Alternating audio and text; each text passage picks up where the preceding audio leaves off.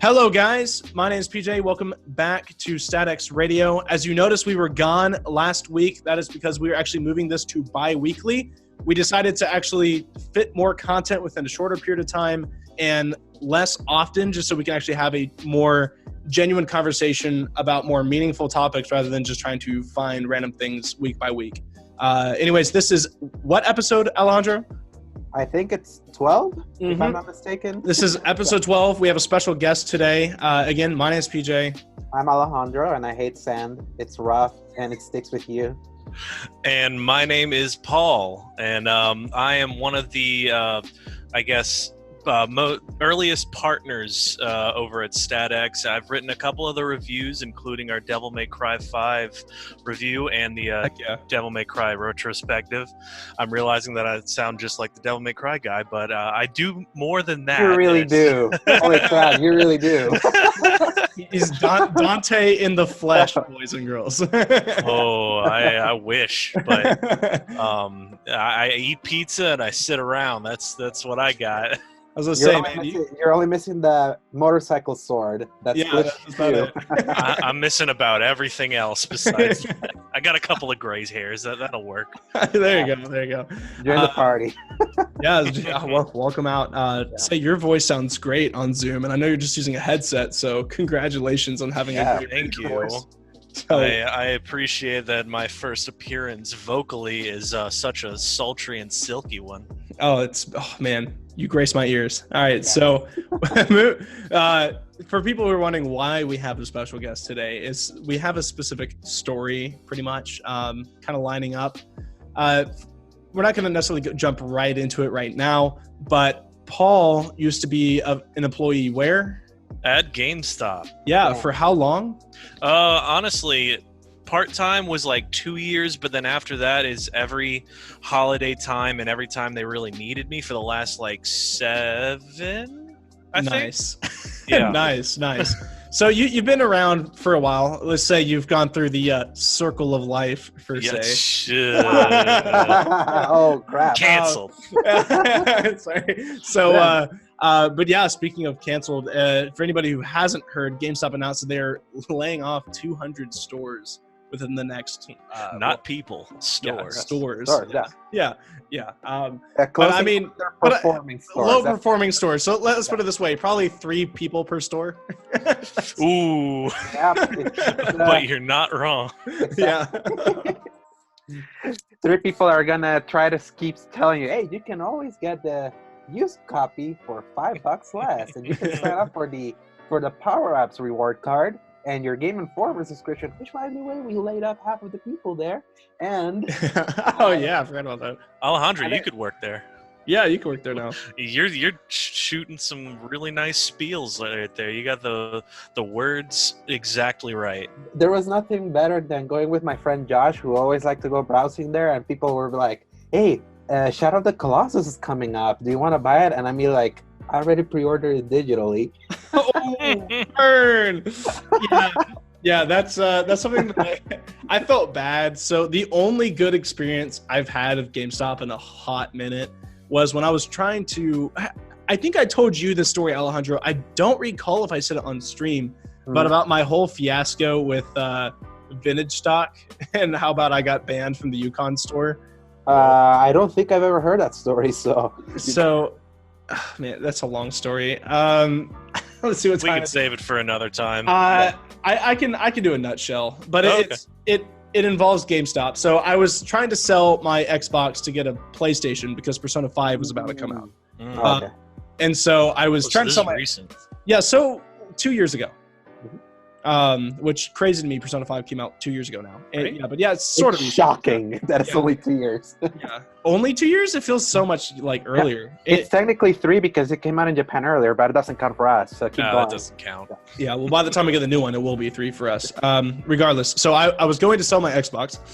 My ex-girlfriend at the time worked at Vintage Stock, and so I knew a lot of people around Vintage Stock and like the owners and such like that around Tulsa.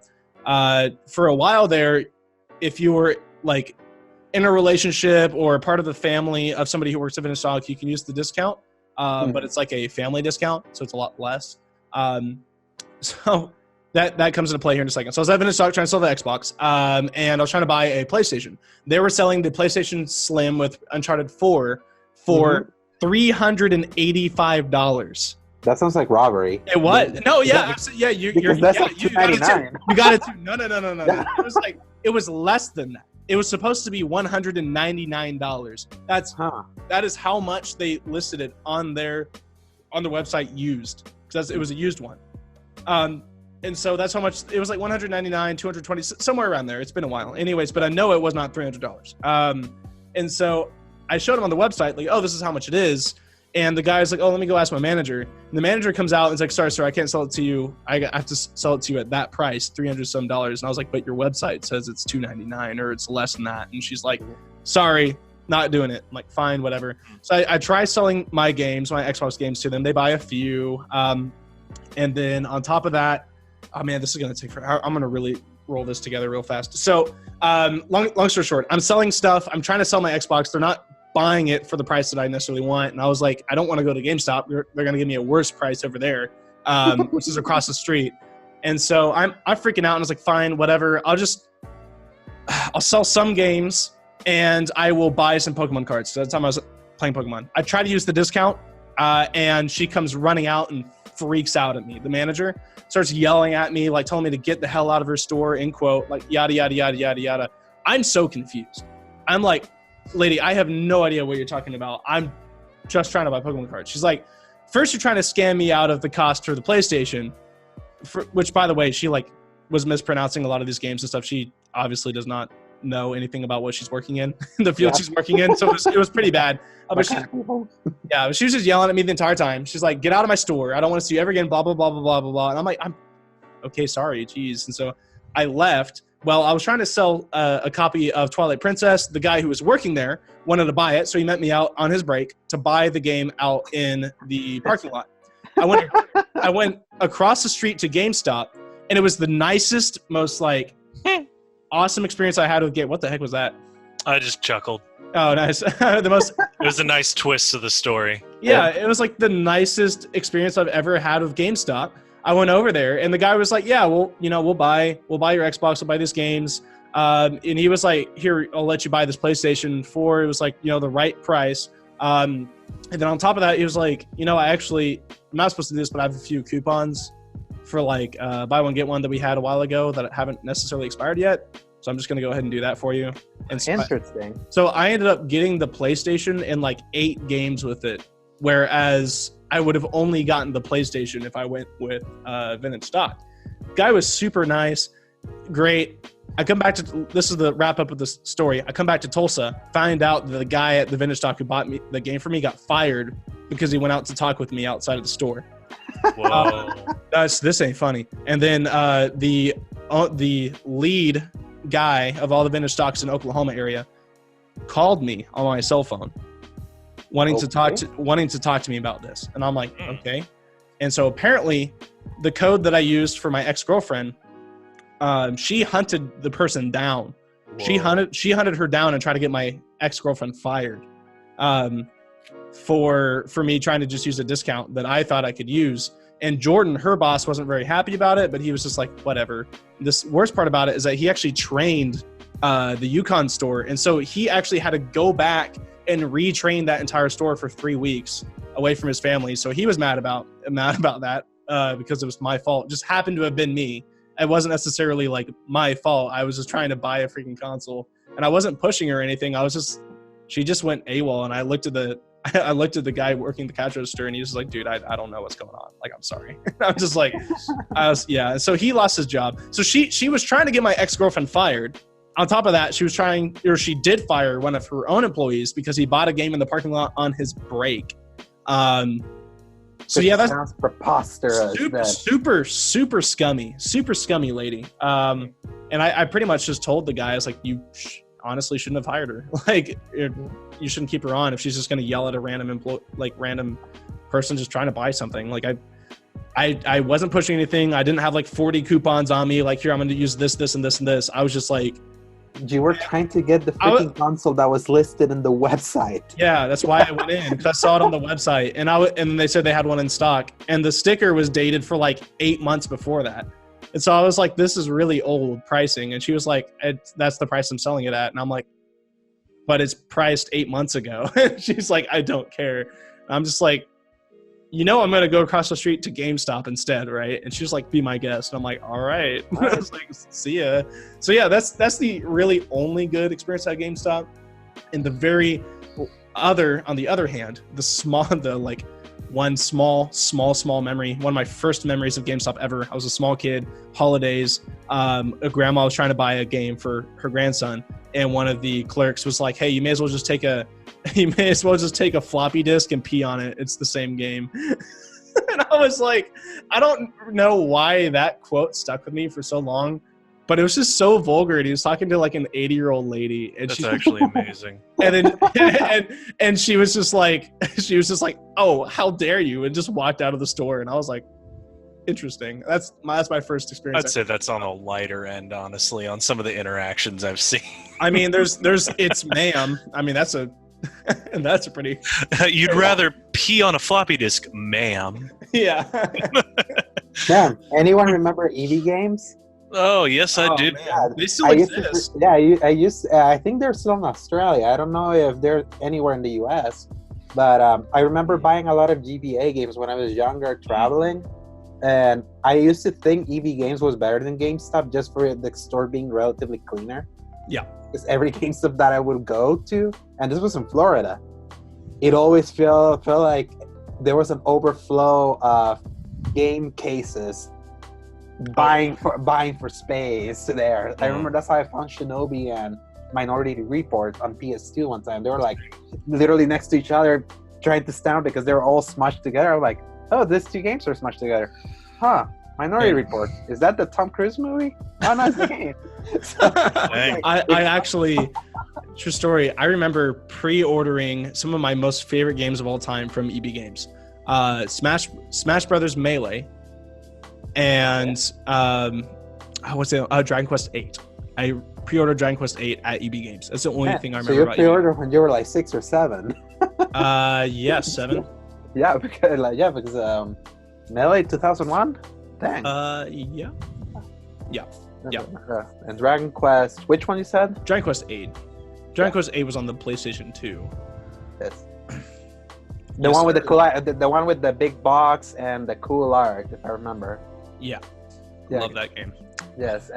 Which, speaking of Dragon Quest, I played the demo of 11 on Switch. Oh yeah, it's very long.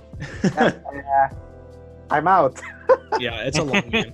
I'm like, okay, 10 hours is enough for me to be like, yep, not for me. No judgment here. Hey, this year I've been trying hard to like get outside my box. Like I tried. Yeah, we're trying to get him to play Minecraft and Persona. And it's been still talking about that Minecraft. Golly. I'm surprised he hasn't tried it yet. Y'all keep talking about it, trying to talk him into it after month after month. He tried it. He tried it. Episode really? 8, I went on a full rant about how much I hated it. Really? Oh, shoot. I got to go back and listen to it then. He doesn't like Minecraft, which is really weird. Yeah. All right. Interesting. Yeah, I can respect it, but why? I know, right? I was like, how do you hate me? It's at least how I played it. Yep. It was just like it felt purposeless. It felt obtuse. It felt like too open-ended for my taste and a little too complicated. And I was playing it at 1 a.m.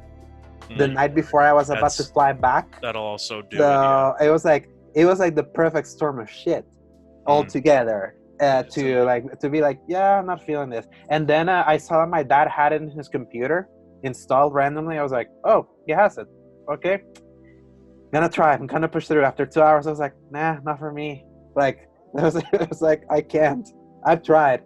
I can't with that game. Driven enough, and there's not enough shooting and blood. So I can do a game without shooting or blood. It's just like I need more purpose. I'm giving you a hard time. Yeah. I can definitely understand that. It's for me, I always pictured it as Legos, the video game, where you can kind of just build whatever you want the thing is, for the default setting, it's like you've got limitations. You got to build stuff while dealing with the monsters and the sleeping and the nighttime and all that stuff. But then they added creative mode where you could just kind of do whatever you want, build whatever you want. People are out here building the entirety of the Middle Earth map and Game of Thrones map and just all these crazy things. Rome, which is great. Right, exactly. Yeah. But to me, like, Minecraft is kind of like in the same space as Fortnite, where I don't like playing it, but I like watching it. Like, PJ showed me like the thing that he was building right after I tried attempting it. It was like a big, almost castle thing that we could reach hell and had like a portal and all that, and he was still building. I was like, that's cool for the people that can, you know. Oh, Minecraft. I was confused for a second. I thought you were talking about Fortnite. I was what? I was like, I don't play Fortnite. How do you go to hell in Fortnite? No, I was saying, in Minecraft and Fortnite are games I hate having my controller in hand and playing, but actually looking at it and watching people play, I find entertaining. Or kind of like at least, or be more impressed with like what people with actual creativity and patience can do with that thing, because I know, like, with the thing that they can, people are even building computers within Minecraft. Yep. Like calculators and computers, stuff that can play. Oh shoot, I forget what the. You could like play Pokemon on the computer that they created in Minecraft. Yeah, I saw that one. Someone got Doom to run in Minecraft. Oh my gosh. I was about to ask you if I was about to ask you if it could run Doom. Someone got Doom, and then someone got a working cell phone. They partnered with Verizon. Oh, I do remember hearing about that. Yeah, they partnered with Horizon and got Verizon, whatever they're called. Yeah, I don't have them, but yeah, Verizon network, and actually had a working cell phone, and they called Cats and Sparkles in there with a video chat. Wow. I'll say that after my rant, seeing that Minecraft has become more popular than Fortnite is something that I really like, because of how much I hated how popular Fortnite was, and it was like literally everything that was dominating this house where I'm at when my brother was playing. I'm like, thank freaking God. Some things I like. The Fortnite's now in the decline. Yeah. And also because it says a lot about Minecraft. 10 years, and it's still like peaking. And we're actually just now, at the end of this month, there's a lot of leaks and leaked like footage and video of the Bedrock version working on PS4. Oh, so nice. We may be getting Bedrock on PS4, Paul, which is pretty exciting. Yeah. Interesting. Being able to play Minecraft with every other console. The ray tracing patch that I have seen that. Yes. Very beautiful. It's like impressive that they can make that blocky thing look that impressive with like the ray tracing. This goes to show you how lighting will literally be life or death in a video game. If you have bad lighting in a video game, it's over. It doesn't matter how detailed the textures are or whatever. If you have bad lighting, it's gone. Yeah. And that's kind of like why I like Control so much, like how it plays with lighting. Like with the red and the shadow. And all. When it's like super bright, it looks kind of but then when you're like, it starts playing with like the particles and all that. And I saw those same particles running on ray tracing in YouTube. I was like, holy mother of God. That's next gen right there. Like, what's waiting for us? With like, because PS5 and Scarlet are going to do ray tracing. Yes. That's like being baked in. Just like particle effects were for the PlayStation 4 and the Xbox One, this is going to be reflections and ray tracing for this. Yeah, very excited. Yeah. Which, by the way, we haven't mentioned this yet, and I completely forgot. It's National Video Game Day. Hey, turn up. Yeah, it also is the day that we're talking about the death of GameStop, so quite ironic. Exactly. Hey, you take the good with the bad. In the bad news, you have the continuous decline of the legendary store, but at the same time, we can celebrate about the things that we love. And just point blank, what's your favorite game of all time? Like the one that comes out of your mind, like Paul. Oh, me. Yeah. Okay. First thing off the top of my head would probably be Kingdom Hearts 2. Okay, there we go. Okay. That would be like first thought. Only other thing would have been Red Dead Redemption 1. Very good. All right. Yes. Yeah. Mine, since you picked 2, I'll pick 2. Sonic Mania. I was going to say Sonic CD because that's a very close part in my heart, but Sonic Mania is just better than every other 2D Sonic game, without a doubt. I hate the fact that it's new and I can't be like a retro fan, but Mania is like just too good to give in. Yeah, Mania's just too good. So Mania and Halo 3 are probably my two favorites. Halo 3 probably would have been like a third if I had to pick. Got it. Yeah. And then Smash. Alejandro, what's yours? Super Mario World and Destiny 2. Okay. Yeah, so like Big modern gamer. Yeah, Super Mario 2 because it's I remember it was the first game I ever played, and I was just recently playing it on the Nintendo Switch online thing, and it's so amazing. So good. It holds up so well. And Destiny 2, I'm like topping at 1,200 hours, which is the longest I've ever played a single game. And for a game, those are some rookie numbers, man. I know, but for those numbers up. Yeah, but like in my context that I'm usually just a story-driven guy that moves from game to game to game to game, that I've stuck with a game this long in its first and second game, and the co-op, and that's the thing, that when you experience a raid in those games, it's like it's life-changing. Even though it's not like an MMO raid like WoW, just them doing a raid in a shooter where it's actual mechanical and you actually need a mic to actually tell people what role they should do and what they should be doing. You can't play that thing just without chatting with people. It's like actual co-op. Which I'm excited for tonight, which we need to mention. We are recording this on Thursday. This podcast should be going live tomorrow, which is Friday. Borderlands 3 comes out when you're listening to this. Yes. Alejandro and I and Paul are probably going to go play it in literally like 50 minutes. It should unlock by the time we finish recording.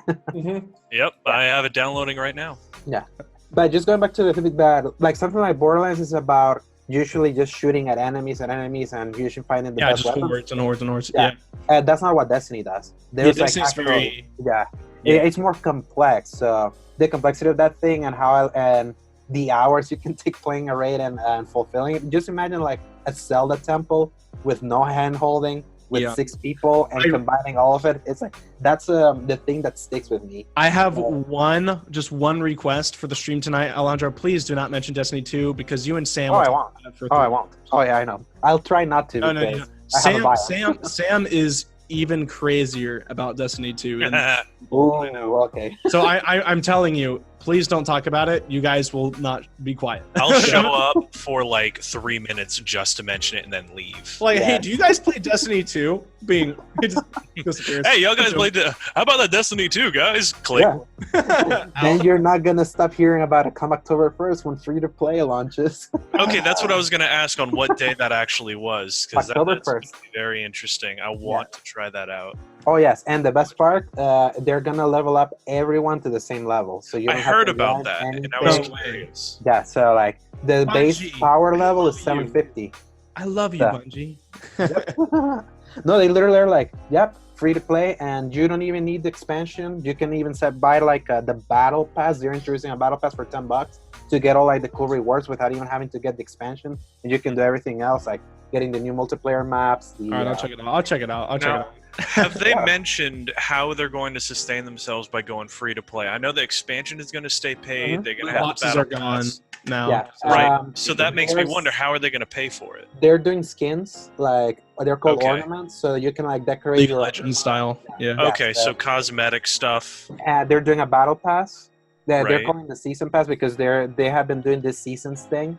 So like for $10, you get like the premium track of like the battle pass, even though you can do a battle pass for free. That's $10, and that's like for 2 or 3 months a season. So all of that, yeah. So apparently that's what they're experimenting with. And then there's the Shadowkeep expansion. That's like $34, but that's like because it's big. Yeah, it's like the big expansion. But they say it's not necessary for you to get most of the rewards if you're interested. They're like. Real fast, we got to move on. I'm sorry to cut you off. We are running a little short on time. We need to hit the main topic today. While we still have time. As you heard earlier, guys, we are trying to get to the point where we can stream Borderlands tonight. So we are in a little bit of a time crunch. Paul just got off work and we needed him on here for this specific reason. Paul, being a past GameStop employee, what is your feelings about GameStop pretty much inevitably closing and where they are going with their business? I'm pretty sure you've heard about their idea of getting more people into the stores by making them like the brick and mortar stores becoming more like esports orientated. I have heard that. I did not find the context for what they meant exactly. I know they wanted to also focus on retro gaming, which I've seen some of that already coming back. Could you give me one little piece of context on what they mean by the esports thing, and then I'll kind of go. Yeah, kind of like an internet cafe thing, sort of like Really? a surf shop. Yeah, kind of like a surf shop. Yeah. Oh, okay. I'm following you now. That would be fantastic. Actually, They're wanting to host like tournaments and such like that. They're absolutely. Which would be great, Mhm. but local card shops do that too, and Yes. they already have big followings. And if GameStop goes in there, is that going to hurt other business, or is GameStop going to struggle? Because I know personally, a lot of card shops can barely afford to keep their doors open. Really? And how is GameStop going to be any better? You know, like. All right. So yeah, that's perfect. I can work with that for sure, and I'll kind of go into my couple points that I was thinking about earlier today. So I'll start with responding directly to the question. I think that is an amazing direction to go to, because what they've been doing, and I'm sure everybody listening in and both of y'all as well have noticed, is that they have been very quickly trying to move away from new games and even new systems. Like, they'll still sell them, of course, but and advertise for them, but their main focus has been collectibles, t-shirts, just memorabilia, any sort of item you can wear, hold, use, because they can get more profit from stuff like that. Because, as everybody knows, pre-owned stuff is kind of going by the wayside in the next 5 or so years. Yeah, that's Think Geek, right? After they bought that, yeah. the like Pop Right. Funkos and all that kind of stuff. Okay, Correct. Okay. So if you'll go into any average GameStop, you're going to see 50 to 60% collectibles and memorabilia and things rather than the actual games, both because the space that you need for the games is less and less as everything's going digital, and also they're just kind of putting things into the back room that, as they don't have space for it, because that is actually one of the concerns that I'll have with their esports and memorabilia situation, is because all of that stuff takes up a lot of space, and a lot of the GameStop stores in there are extremely limited in space. Like, for the one that I was in, which was in the Lakeside Mall in Metairie, Louisiana, which, by the way, everybody, Very tiny one. I am in New Orleans. I forgot to mention that at the start of all this. I am not in Oklahoma or in El Salvador. So yes, we are all over the place right now. So going back to it, we were one of at one point, the top 5 GameStop stores in the entire company, just because of the sheer volume of people that come in. If there's like cruises, conventions, everybody's coming into this mall and they're walking through our store. And it's a tiny mall too. Yes. It is a tiny mall, and it is a tiny store, about like a half, maybe even a third of the size of some of the other GameStop stores, and we do more volume than all of the others, just because of how many freaking people walk through that door. And I will also attribute it to some fantastic managerial abilities from the people that used to be there, and to an extent the people that are currently there, but nothing against any of them. It's just the sheer capability and raw talent of the people that were there running it were definitely fantastic. And he was the kind of guy that brought a lot of different people together. He could see the best in a lot of them. He was just kind of like that manager that you're always looking for in some kind of business capacity, to find talent and develop it, because GameStop was always a situation where you're getting people either on their first job or like second job, trying to get something together through the holidays or during schooling and stuff like that. He was always able to find the best people, cream of the crop, bring them all together, and we ended up having this dream team of people that would just do fantastically together. That's and awesome. We could kind of work different situations as like we got better at things. Like, I would start at just throwing cases on the walls, and I was decent with that. But I eventually was on at the floor, just greeting everybody and talking to them, because they knew that I was passionate and knowledgeable about the product. Yeah. And he knew that. And he knew that I also hated being on the cash register. So he was like, listen, I'll keep you off the cash register. Just sit there on the floor, talk to everybody about what it is, and then get them to the line. And he would just work with who everybody's strengths and weaknesses to find out a situation that worked for the best on everybody. Yeah, that's perfect. Now, I will say that the GameStop head honcho people are, how do I put this lightly? They aren't the best at understanding what makes a good situation work. They're the kind of people, you remember the fairy tale of the goose that laid the golden eggs. Yeah. The whole issue with that is that the goose was laying the golden eggs. They got greedy. They killed the goose and found out there was nothing inside the goose that they could get all of the gold from immediately. That was kind of the situation here, and I believe that is also very much stretched over the entirety of the company, where they will see something might be working and they don't understand why. So for our situation, for instance, they saw that all of us were working very well together, and they took every individual person, said, you are doing awesome, let's move you individually to this other store across the city, across the state, to something else. So for instance, our main manager, his name is Donovan. He's a fantastic guy, bald head, beard, and they took him and moved him from Metairie to Hammond. They said, you have no voice in the matter if you want to move up in the company. And so he, of course, took that opportunity because he really is passionate about getting higher up the ladder in GameStop. He's very business driven. And so he took that opportunity. Well, they took 2 other people. They moved one to the veterans location. I realize I'm using some vague terms. I forget that this is all over the place. He kind of moved everybody roughly 40 to 60 miles away, or minutes of driving away, at the rough average. And of course, everything did worse. Everything did worse from that point, because obviously they took this dream team that was working very well together and they split them up. And ever since, we've kept in contact. We have a GroupMe page called Legacy of Lakeside, and we all send memes and bash each other on every once in a while. That's awesome. We'll even actually go over to one of our friends' houses and play VR and whatnot, just to kind of relive the glory days. But I understand that my situation is kind of unique compared to some other people's experiences, both with GameStop from a customer standpoint and from an employee standpoint. But I will say that my experience with GameStop has been, I'd say, like 70% to 80% positive, which is a very rare thing.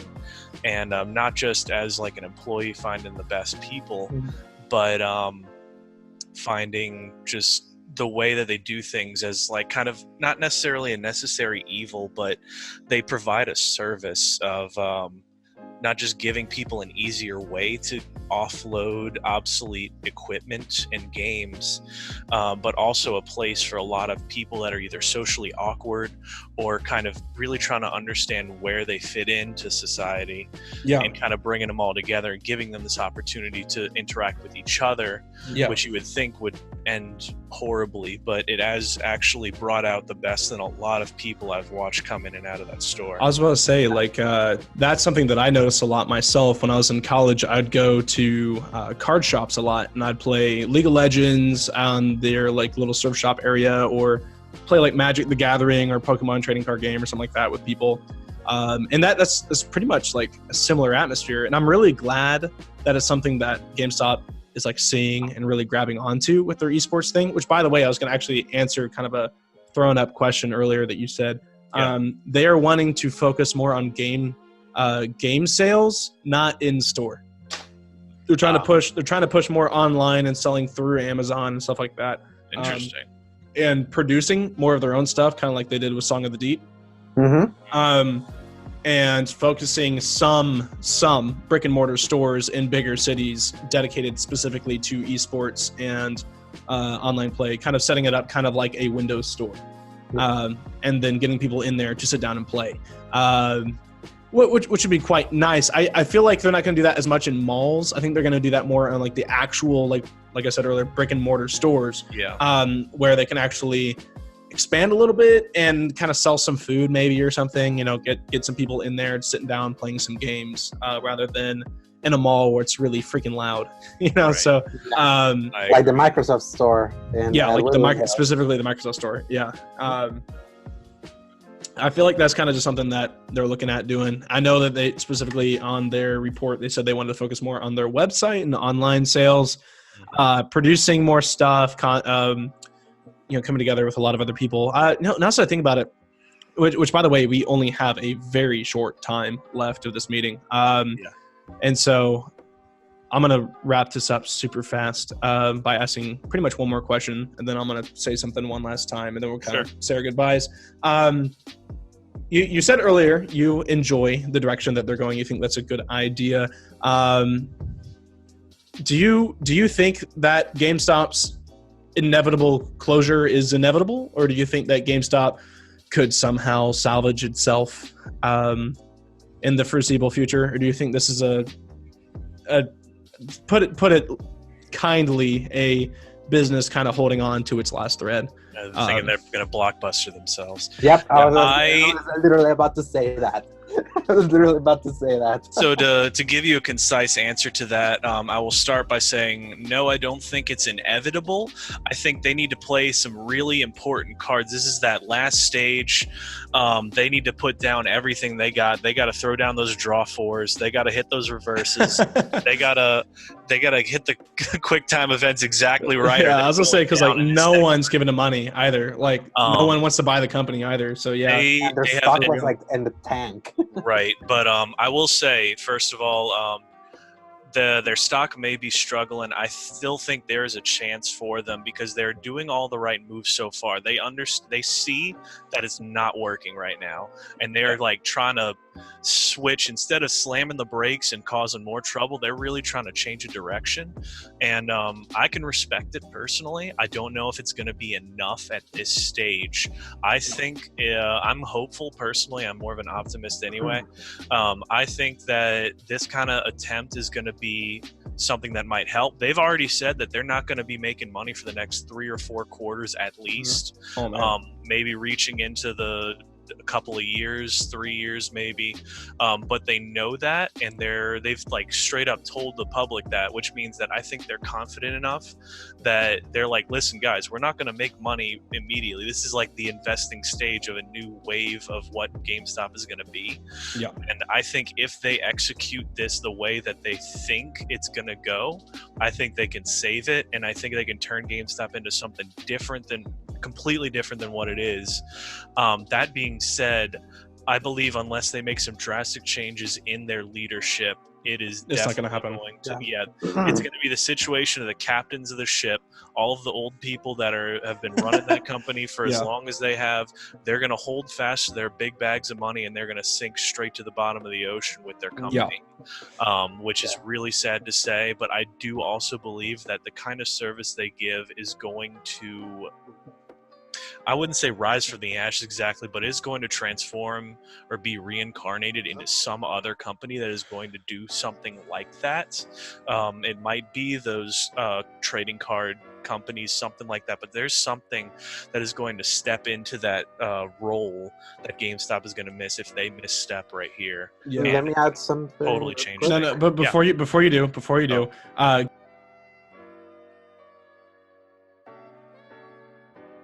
Sorry, guys. Zoom actually cut out for us. We ran out of time. We're now continuing on. Sorry about that quick cut. Just ignore it. You heard nothing. Alejandro, you were saying? Yeah, I was going to say that let's keep in mind new consoles launch literally in next year. So that may give them a little bit of a bump. But also remember, Toys R Us died. And it's that is very back. True. It's coming back. Yeah, it's coming back. So now just put your tinfoil hats. What if this new resurgent Toys R Us partners with GameStop eventually, and they kind of merge together as they both rise up from the in general like store? That'd be pretty nice. Yeah, so I feel like that's kind of like the Hail Mary that GameStop has left, especially because then after like the consoles launch, I don't see how it can keep up, especially in keep the Xbox Game Pass. Is creating a new. Oh, that's a completely different conversation. Yeah, but that's the thing. Like, it's setting up. It's literally setting up like a new way for consumers to like get their games. So it's like, oh, I'll just wait for Game Pass. I'll just play my games through Game Pass. Why do I even have to buy a $60 thing when I can just get it for $10 or But I would say this is the corporate Avengers coming together in their last-ditch effort. We got to defeat Thanos, which is Amazon. Toys R Us. We got GameStop. Maybe Circuit City will make it crazy. Blockbuster will show up. The last Blockbuster existing in humankind, wherever that was, in somewhere in Ohio or wherever. Oregon, yeah, comes back with ready to throw fists. Yeah. AIM comes in. Oh my lord. EB Games is back. Yep. Man, we got to make a comic of that now. Dude, this is just like everybody's here, like Smash Brothers meme worthy right there. Everyone's here. EB Games, like Circuit City. We all back, baby. Hey, for the sake for physical goods to survive, it needs to happen because digital is here. Snapping out. It's called Walmart, man. Walmart's even struggling against Amazon. Send your energy to Goku, guys. We gotta use this. I mean, I'm not gonna lie. I'm really enjoying Amazon, but I can't lie. I am too. Yeah, Amazon's great, but it also kind of sends chills down my spine knowing that I'm making Jeff Bezos even more rich. But granted, what is my $20 to the whatever $1 billion that man has? And that's what all of the millions of people are saying as well. That is very much true. What are my $20 says 4 billion people? Hey, when it comes to 4 billion people, that trumps giving anyone more money if it's to get more convenience. That's the world we live in. Is that legal? Is that legal? Wait, so you're telling me that physical copies are going to have to become cheaper than actual digital copies? Whoa. Oh, that's impossible. I know. And that's the thing, digital technically could become cheaper now because the current price of games is it's taking into account truck drivers and all that. Creating it, yeah. Anyways, take that out, you could even go cheaper if they decide. I gotta run, guys. We have a Borderlands 3 live stream coming up in 20 minutes, and Paul has to go play it before he has jury duty tomorrow morning. Oh, yeah. Jury duty. Getting my civic duty in. Gonna knock it out. Gonna bring my Switch into that waiting room. Play some Smash Bros. Make some friends. Let's hit it. Tell us in group me how it goes. Don't play with any of the lawyers or any of the plaintiffs. Oh, my gosh. Yeah, that'll be very fun. Yeah, you end up playing with a murderer or something, and it's like, oh yeah, this guy's definitely guilty. And then you're like judge in on it. Yeah, you're the only one who says he's not guilty. He's like, man, he plays a really good fox though. He's such a waste. Sorry, that was stupid. Anyways, guys, thank you guys for listening to episode 12 of StatX Radio. We will catch you guys not next week, but the week after. We have a special stream coming up on my channel, and I think I'm going to post the first hour of video game gameplay to StatX Media, and then also look forward to my review of It Chapter 2 coming out on StatX Media's website, and also look forward to our Borderlands 3 review whenever we beat this freaking game. So but we got to play it first. 40 hours. Yep. Yeah. Paul, it has been awesome having you on. You're an amazing guest. We'd love to have you back sometime. You're awesome. Love you, man. Thank you. Appreciate it. Thank you. Last minute messaged you this morning or yesterday, whatever, and then you were like, yeah, sure, whatever, I'll do it. Yeah. Awesome. Love you, man.